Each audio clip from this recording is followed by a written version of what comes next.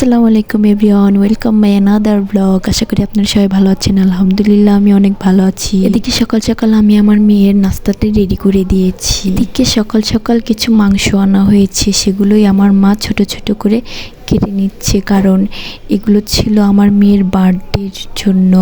তো বার্থডেতে একটু খিচুড়ি রান্না করা হবে, মানে খিচুড়ির ভিতরে মিক্সড করে মাংসগুলো রান্না করা হবে, সেগুলোই আমার মা প্রসেসিং করে নিচ্ছিল।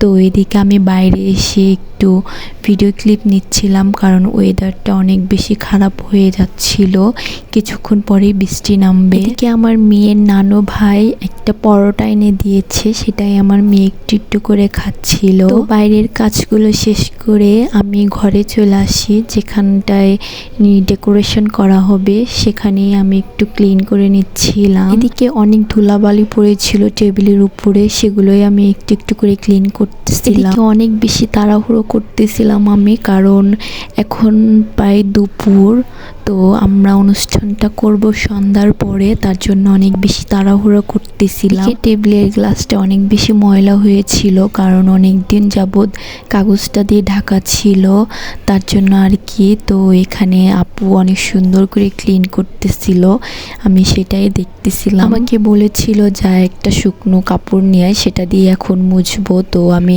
শুকনো কাপড়টা এনে আপুর কাছে দিলাম, তো শুকনো কাপড়টা দিয়ে এখন আপু মুছতেছিল। আসলে এই রুমটা সবসময় বন্ধই থাকে, যখন আমি আসি তখনই এই রুমটা খোলা হয়, কারণ আমার বাসায় সবাই টেবিলে খেতে বেশ একটা পছন্দ করে না। আর বড় কথা, আমার ছোট ভাইটা অনেক দুষ্ট, সে টেবিলের উপরে উঠে অনেক বেশি দুষ্টামি করে, তার জন্যই আর কি ঘরটা তালা দিয়েই রাখা হয়। তো এখন আমরা ঘরটা ডেকোরেশন করব, তার জন্য আমি সব কিছু বের করে নিয়ে আসছিলাম। তো এখানে আমি সব কিছু দেখতেছিলাম যে সব কিছু ঠিকঠাক আছে কি না। তো এখানে আমরা 4 ভাই বোন একদম বসে পড়েছি সব কিছু নিয়ে। এখন আমরা সব কিছু ডেকোরেশন করব ধীরে ধীরে। তো এই তো আমি এখানে সব কিছু প্রসেসিং করতেছিলাম যে কি করলে ঠিক হবে, কোন জায়গায় সাজালে বেশি ভালো হবে। আমি এখানে ধরে ধরে সবাইকে দেখাচ্ছিলাম যে দেখো কোথায় লাগালে ভালো হবে বা কিভাবে লাগালে ভালো হবে, কিন্তু সবাই বলতেছিল যে তুমি যা করো সেটাই করো, আমাদের কোনো এখানে নেই, তোমার যেটা মনে ইচ্ছা হয় তুমি সেটাই করো। এরপর আমি ডেকোরেশনের জন্য কিছু টেপ কেটে নিচ্ছিলাম, কারণ অনেকগুলো টেপের দরকার হয়, সেজন্যই আমি কিছু টেপ একটি একটি করে কেটে নিলাম। তো এখানে আমি এখনও বুঝতেছিলাম যে না কিভাবে সাজাবো। তো তারপর আমি বললাম আচ্ছা এগুলো আগে সবাই মিলে ফুলিয়ে নিই, বেলুন টেলুন যা আছে সব কিছু আগে সবাই মিলে ফুলিয়ে নিই, তারপরে দেখা যাবে কি করি। আসলে বার্থডেটা সেলিব্রেশন করার কোনো মনস্তাপই ছিল না আমাদের, হুটহাট করে একদিনের ভিতরেই আর কি হয়ে যায়, তার জন্য বেশি কিছু করতে পারিনি, শুধু একটু স্মৃতিটা ধরে রাখার জন্যই এগুলো করা। তো এখানে আমরা সব কিছু একে একে ফুলিয়ে নিচ্ছিলাম, কারণ সময় অনেক বেশি কম, আমরা অনেক বেশি তাড়াহুড়ো করতেছিলাম এখানে। ওদিকে আমার মেয়েকে খাইয়ে ঘুম পাড়িয়ে দিয়ে এসেছি আমি, তার জন্য এখানে আমি একটু রিল্যাক্সে কাজ করতে পারছি। তো এই তো দেখুন সবকিছু ফুলানো কমপ্লিট। এখানে আমরা কাজ শেষ করে সবাই বাইরে গিয়ে গোসল কমপ্লিট করি।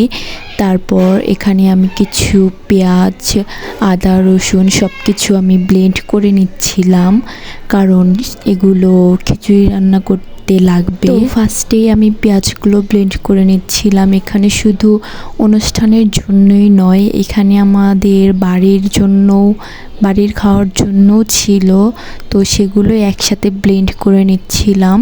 ব্লেন্ড করে ডিপ ফ্রিজে রেখে দেওয়া হবে তার জন্য আর কি। তো এখানে ব্লেন্ড করা শেষ করে আসলে অনেক বেশি কাজ ছিল আমার হাতে, অনেকগুলো কাজ জমা হয়েছিল, কারণ একটা অনুষ্ঠান জোড়ালে অনেক বেশি চাপ নিতে হয়, অনেক বেশি কাজ থাকে হাতে, সেটার টেনশন নিতে হয়, তো অনেক জায়গায় দৌড়ধাড় করতে হয়। তো এখানে আমার ব্লেন্ড করা শেষ হয়ে যায়, আমি এখানে সবগুলো একটা পাতিলের ভিতরে রেখে দিচ্ছিলাম। মা বলতেছিল যে সবগুলো একসাথে রেখে দে, আমি পরবর্তী সময়ে সেগুলো আমি গুছিয়ে ডিপ ফ্রিজে রেখে দেব। তো আজ এ পর্যন্ত, সবাই ভালো থাকবেন, সুস্থ থাকবেন, দেখা হয়ে যাবে নেক্সট কোনো ভিডিওতে। আল্লাহ হাফেজ।